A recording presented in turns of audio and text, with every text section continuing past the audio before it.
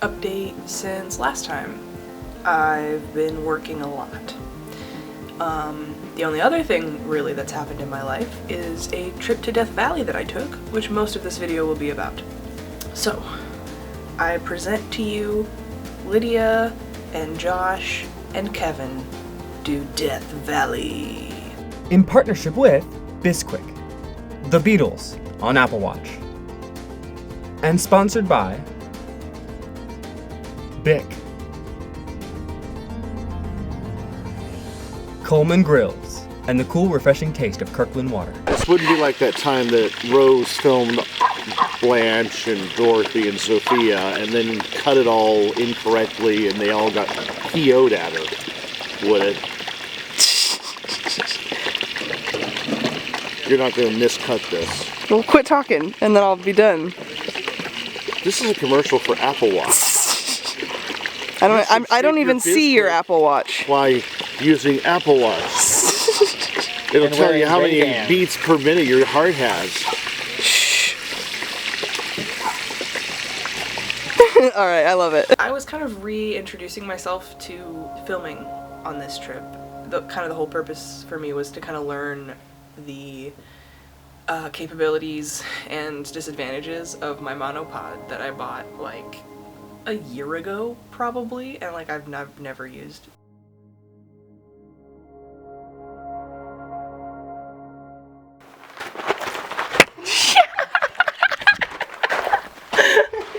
That was awesome. I'm gonna keep all of it. As for the trip itself, it was awesome. It was like indescribable almost, which is sort of what the theme of this whole video is going to be because I have never experienced this type of landscape. I grew up in Indiana. I've traveled a little bit, but honestly not ever to a desert like this. The trip started out actually in a place very different to Death Valley landscape-wise.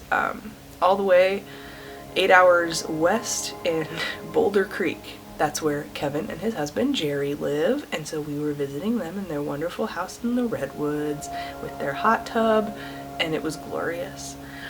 And then we set out for the 8-hour car ride to Death Valley, where we were planning on camping for 2 nights. But let me tell you what, things you don't think about if you've never camped in the desert before.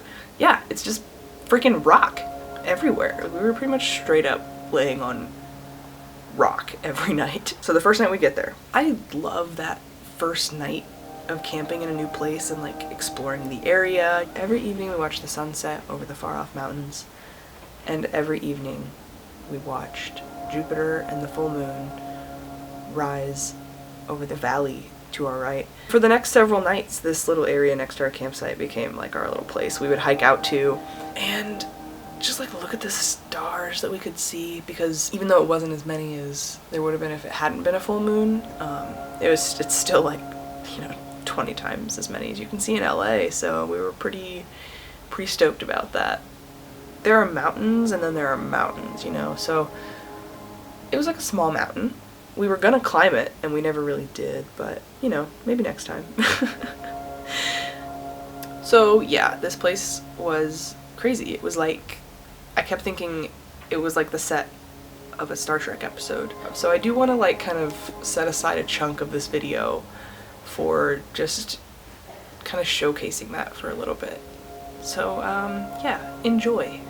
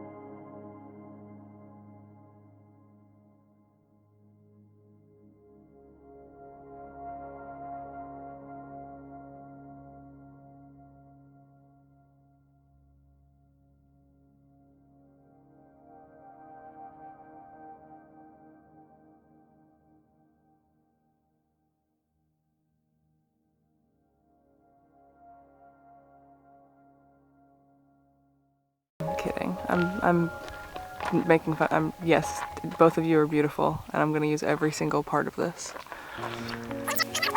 I love that first night of camping in a new place and like exploring the area, you know, getting to know the people you're going to be living next to for a few days. Obviously they want as many people to be able to camp there as possible, so they were pretty small sites. I'm so glad we can hear this guy. Yes, I know, right? Oh my god.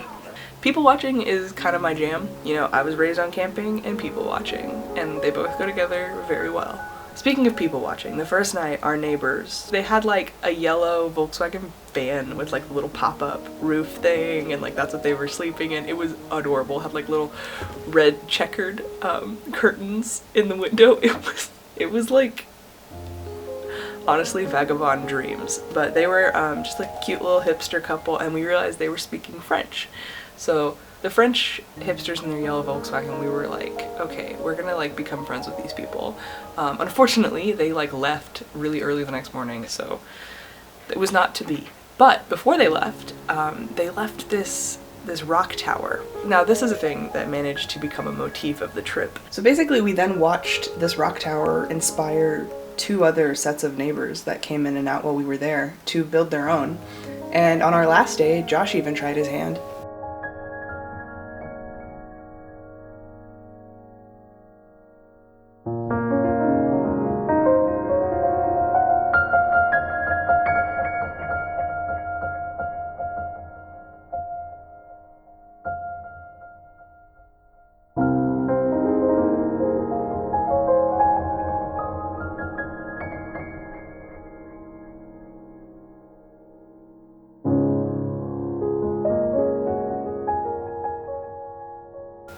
On our second day, we visited probably the singular most popular attraction at Death Valley National Park.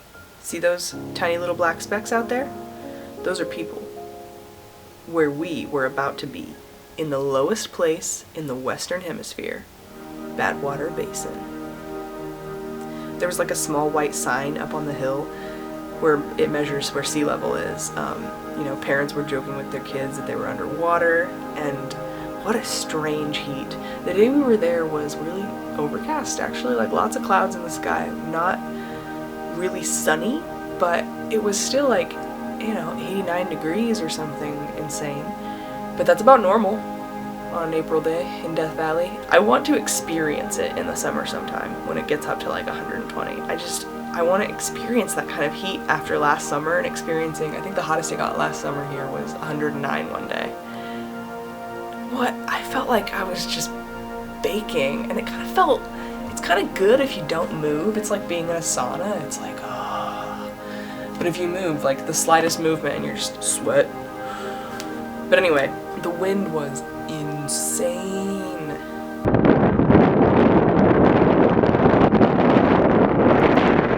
So basically, it's covered in, it's like salt flats, you know, from, it used to be like a briny sea, and then it dried up. And the name Badwater Basin, according to a sign I read, comes from this guy back in the pioneer days or whatever, bringing his like mule to drink from the pool, and it refused, and so he was like, this is bad water.